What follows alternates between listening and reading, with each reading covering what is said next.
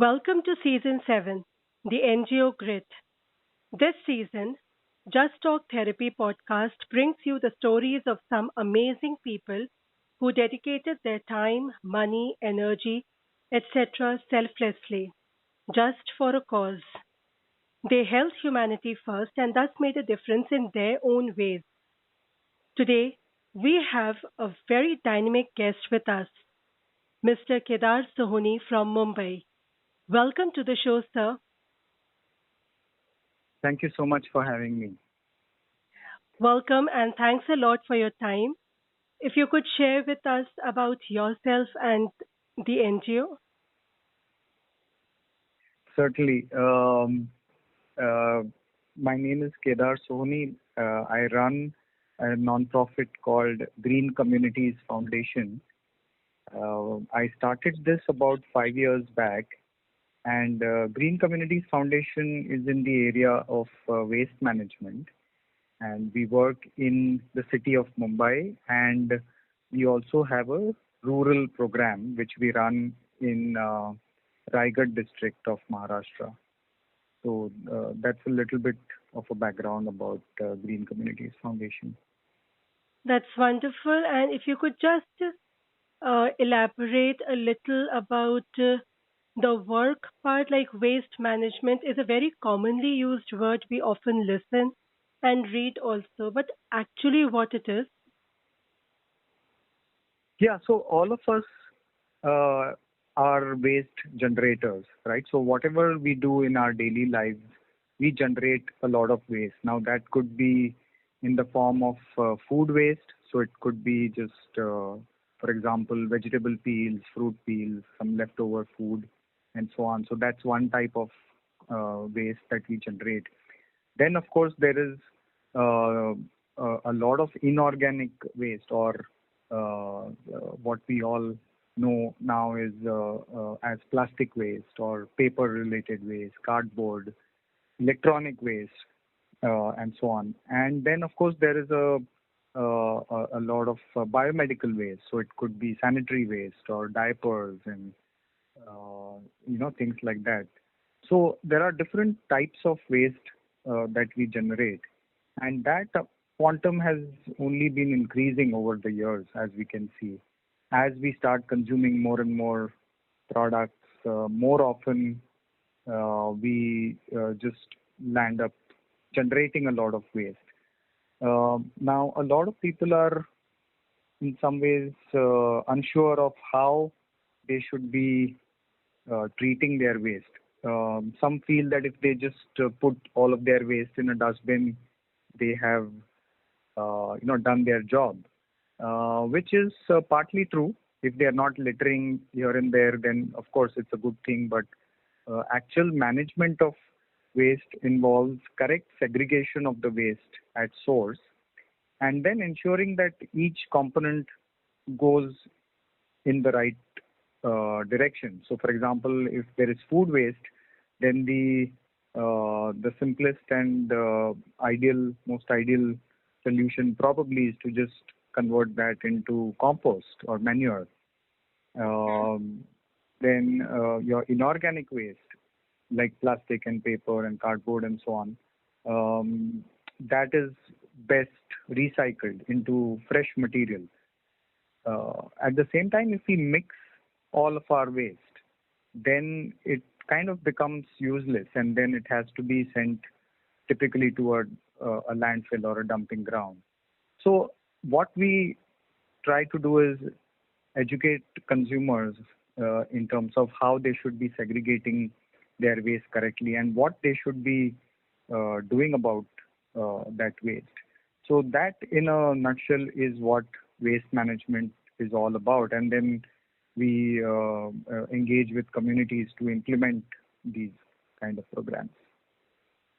That is interesting and thank you for the information because, yes, as you had said, if everything is mixed, as in the waste part, then it lands up in the dump house only rather than That's getting right. utilized further. That's right. So, how did you come up with this idea? Well, I was actually running my business since 2000, but that business is into research and analytics. It had nothing to do with waste management actually. Uh, I got into this rather accidentally. I was interested more in kitchen gardening and growing my own food. And the reason for that is I got into health and fitness and so on, and gradually became conscious about what I was eating, where was the food coming from, and so on. And so I was quite interested in seeing if I can grow my own food. Unfortunately, living in the city of Mumbai and in an apartment which didn't really have enough growing space, it didn't have enough sunlight. So that dream of mine couldn't get fulfilled at that time. I mean, I wasn't successful in growing much in my little window Right. at home. But in that quest, what happened is uh, a friend taught me how to compost at home, and that was some kind of a turning point. I realized that even if I can't grow all of my food at home, I can certainly compost all the waste, the food waste that I am generating at my home.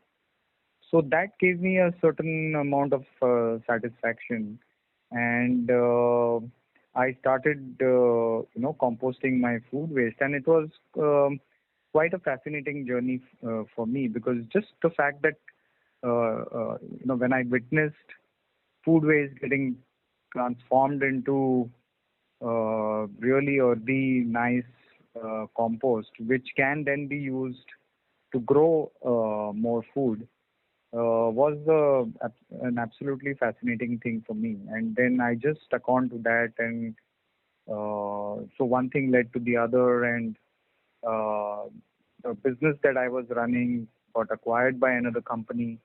And then I was at the crossroads trying to figure out what I wanted to do next.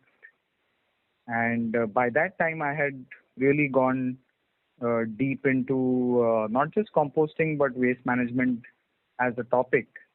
At that time, it was still a hobby, but then I thought I should convert my hobby into a more longer term decision in terms of what I wanted to do next. And then one fine day, I decided to sort of, quit my other Job like. role, which was into analytics and so on. And I said, okay, maybe I should be focusing my next innings, so to speak, on waste management. And that's how I set up the non-profit. Congratulations for taking that decision also, because yes, at times it is not that easy as it appears to be when one is listening. Thank you so much. And when you were mentioning about the compost and that being used to grow food, it's like food. So it's like a vicious cycle that waste food was a food for future growing of food. Yeah, it's circular economy in Right. action, True. right Very in true. front of you. Absolutely. And during this journey, when you shifted from your previous role and dedicating yourself and diving deeper into this area, did you have any low moments? Well, I have been an entrepreneur for a while now. In fact, I started the analytics business way back in the year 2000. So you can say for the almost the last 22 years, I've been an entrepreneur. And every entrepreneur knows that there are moments where you feel low. At the same time, there are points in time when you are really happy with what you are doing. So the highs are very high, the lows are very low, and but that's part of the game. So any entrepreneur is kind of prepared for that. So for me, it was not a new thing. Although yes, there are days when you feel a little demotivated at times, but then you pull yourself up and then just show So, up the next day. right. I just wanted to ask, like, how did you pull up? So, what was your coping skill or technique? Yeah, see, one thing, like I said, my entrepreneurial journey had taught me is that yes, I mean your Mm-hmm. day-to-day ups and uh, Yeah, yeah, continue. as I was saying, my entrepreneurial journey had taught me that the day-to-day ups and downs are bound to happen. That should not discourage you from the longer-term plan. And as long as you are broadly in that zone, as long as things are not going so bad, you can always, uh, spring back and keep going on. So persistence is something which, uh, in some ways, entrepreneurship teaches you. And it so happened that yes, when things looked really bad, then the only way is to improve, right? I mean, the situation only improves, and Right. so that kind of gave me the motivation to just keep continuing. And honestly, I really enjoyed what I was doing, and so I took those.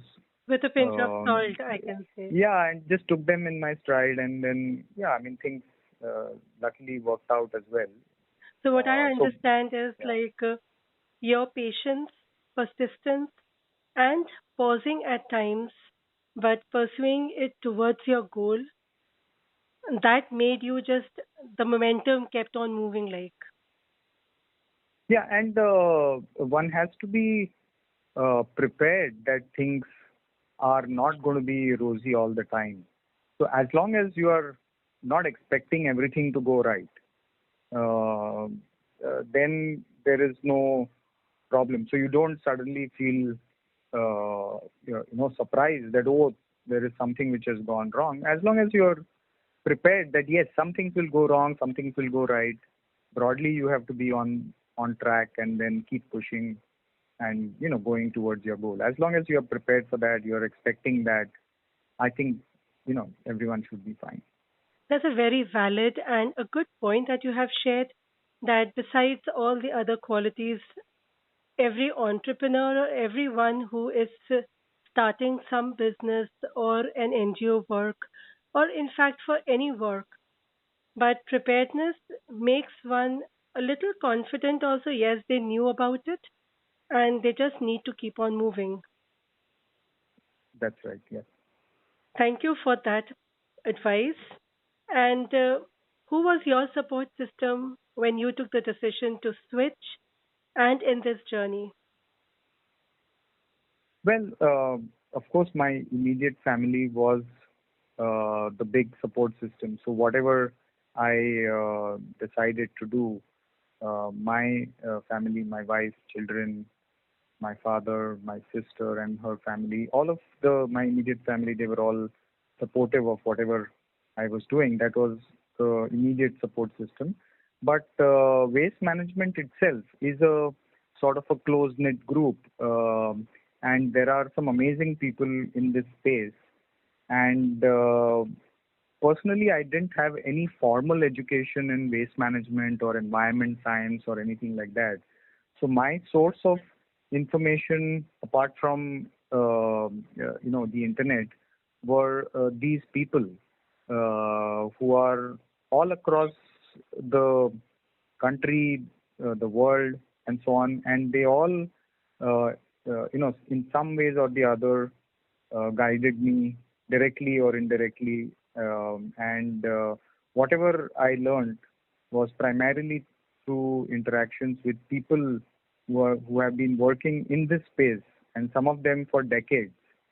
So I kind of learned from them, and they were a huge source of inspiration because I could see how they have been struggling in this space at the same time, sticking to their goals and path and chugging along.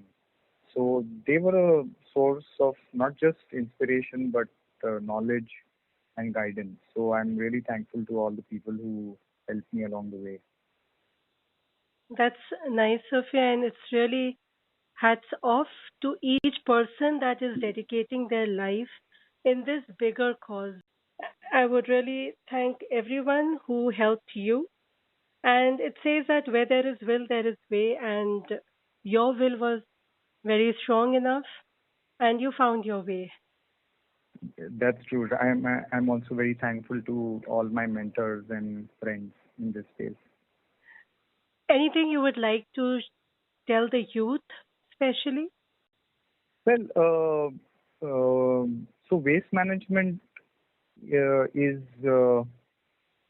closely linked to climate change at a very broad level, and whatever we are seeing today in terms of pollution of the environment, at least part of it we can contribute to improper waste management. What I have noticed is that the youth are very much concerned about some of these aspects more than maybe the older generation. And the only thing I would urge youth is to become aware of what's happening around us, what are the things that are actually helping the environment versus harming it. Because finally, the youth, they are going to spend, the rest of their lives on this Hmm. planet, and they have to, in some ways, demand a better environment for themselves, and not just from the other people, but also, they themselves should be a part of the solution in some way or the other. So, what I would urge them is to get informed about this, gain as much knowledge as possible, and contribute in whichever way possible, even if they don't really set up uh, a venture in this space. But at least if they are able to do something at their own level, at their own homes, at their own communities, that itself will be a massive thing. And they can, like I said, be part of the solution and not part of the problem. Right. So, if at all they would like to, dedicate some of their time or financially if they want to help, or, in fundraising part or any activity, they are they want to. So, how should they connect with you? Yeah, so they can reach out to us through our website, Okay. the Green Communities Foundation website, which is www.greencf.org. And on that website, you will, of course, find links to our social media pages, as well as there is a contact us page where there's an email address, a phone number. So there are multiple ways in which you can get in touch with us. At the same time, the website has a certain amount of information which can help you get started on your own, even if you do not get in touch with us, because you may be located in a different city or town and so on. But there are enough resources on our website and broadly on the internet for you to get started. And I'm sure you can get enough information and guidance so that you can make a difference. So you're all most welcome to get in touch with us. But even if you are able to, uh, do something at your own level, that itself will be a great thing. Thank you so much. And this is to all the listeners. Do kindly check out our website. I will be sharing all the links in the post. Do connect with him at least to know how to start or how to be more aware besides whatever awareness one has. And Mr. Kedar, I myself want to know, like, as you mentioned, electronic waste. That is increasing a lot, like, the speakers or the headphones or the chargers. So how should one take care of that? Or even the batteries? Yeah, so that's a good question. So one of the most important things is to segregate your waste at source, and electronic waste becomes an important part of that. Uh, uh, Now, depending on which city you are from, which town you live in, the one thing that you should be most aware of is which is the dry waste collection agency in your area. And the way to find this out is to contact your municipal ward office and get in touch with them, understand how the garbage collection works. Instead of mixing all of the waste together, you should keep that separate along with other dry waste and connect with your local ward office to ensure this waste is collected separately and sent to what is called as a material recovery facility within your city or your ward. Okay. There are certain there are also certain um, private organizations, those who run electronics goods and shops. They periodically have electronic waste collection drives. So look out for those in case you're not able to find information at your ward level. Look out for specific electronic waste collection drives that are organized by some of these private organizations or even some of the non-profits organize these drives. So look out for that. And the moment you find something in your area, get in touch with them and deposit your electronic waste, to these organizations instead of just putting all of that in one common dustbin, because then that will go to the dumping ground and cause a lot of pollution. That's true, and thank you so much for this information because this has been running in my mind, and I personally never knew how to actually, find out about it. So you have given a very good solution that do contact maybe small places wherein this dry collection is happening, the drives are happening, maybe in the electronic shops. Right.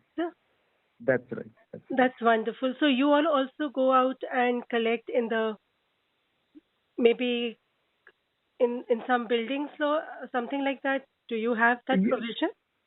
Yeah. So what we do is, whichever communities we are working with, Uh-huh. we connect them to the local dry waste collection agency. Okay. Although we do not have our own logistics and transportation, but we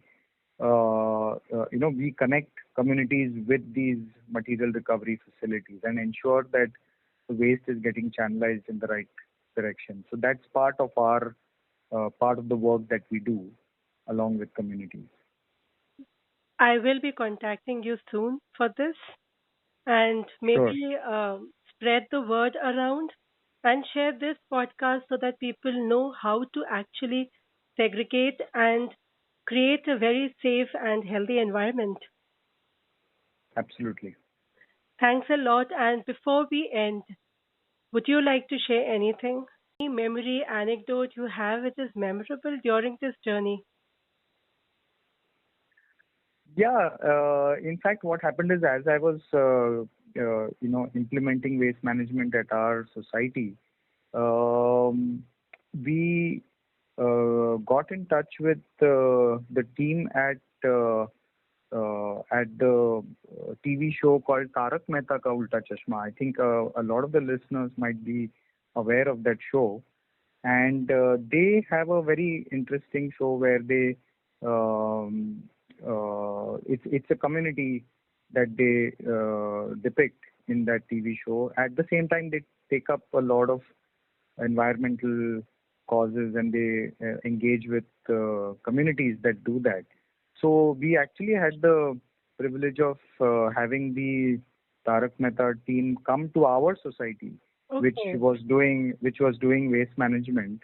So they actually shot part of the episode in our society, and an even better thing was they called uh, some of our residents from our society onto their set Um and we actually had a great time, and they engaged with the children of our from our society who had taken part in the waste management drives, and the children were most excited to be part of the Tarak Mehta show. So that was an amazing experience for all of us, and so really grateful to that team. So that is something which I really cherish even today. It must be really thrilling because from nothing you had worked in this space, and here you got people coming in to see your work and also the Absolutely. entire teamwork. Yes, that was indeed a very proud moment for all of us. That's nice. Thanks for sharing that. It's I'm sure the listeners who have watched that now they'll be looking which episode that waste management the Yeah, theme that was happened. yes, that was a few years back, but I'm told they do reruns once in a while. Mm-hmm. So some of the listeners might have seen some of those Watched it. episodes. Right. And anything before we end?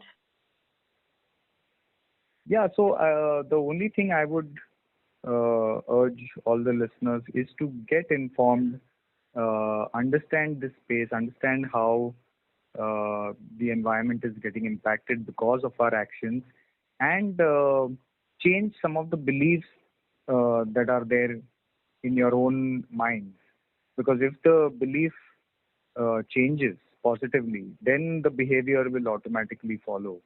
So examine your own beliefs, your belief systems, your mindset. See if that needs some kind of a change, and work on that. And then I think everyone will find their own path. Absolutely. So it's like one needs to become aware, get informed, and do whatever one can do in their own capacity. Yeah, totally, absolutely right. So it's wonderful to listen to you, and you have given such vital information. And I hope the listeners now will be more aware about how to get in touch with, especially to take care of the electronic waste because that is increasing a lot. Yes, I agree. Thank you, sir, for your valuable time and information. Hope to see you soon. Thank you so much, Hina, for having me on the show. It was indeed a pleasure, and all the very best to all your listeners. Thank you very much. Thank you. Take care. Bye. Thank you. Bye. Bye. This is Mr. Kedar Sohoni, the founder of Green Communities Foundation, an NGO which had its seed sown by sheer accident. The inquisitive nature and curiosity about various aspects important for one's existence mesmerized and amazed Mr. Kedar, and hence what he started as a hobby is now an NGO. He channelized his education, knowledge, acumen, and urged to do something for the society, which kept him moving ahead despite of all the hurdles. The work done by Mr. Kedar and his team is very important as they are trying to address not only urban waste management but also rural waste management. He shared his vision, which is to encourage the youth and everyone to be a part of solution rather than problem. And he said that we all should manage the waste in whatever way we can so as to make this world a better place for ourselves and the future generation. Mr. Kedar strived to create models of success in both urban and rural areas for effective waste management. If you would like to be a part of the solution, do connect with him through his website or any social media links shared. It will be wonderful if we collaborate and unite together to solve this bigger problem. Let's work for it. On that note, I end today's episode. Hope to see you in my next episode with another NGO founder and their journey. So long, take care and be safe. Bye.